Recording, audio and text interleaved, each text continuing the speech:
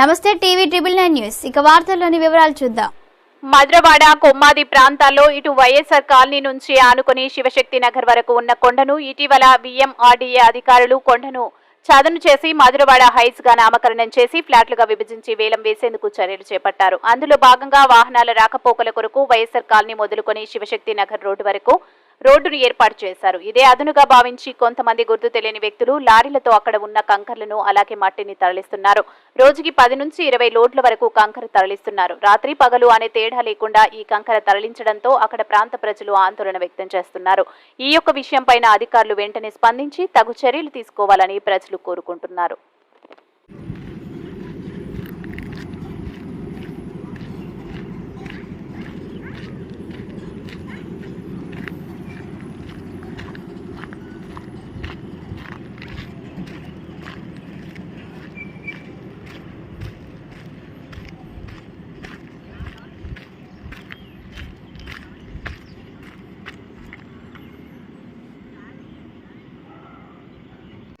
వార్తలు ఇంతటితో సమాప్తం. మళ్ళీ తిరిగి ప్రసారం అయ్యే టీవీ ట్రిబుల్ 9 న్యూస్ లో కలుద్దాం. అంతవరకు సెలవు.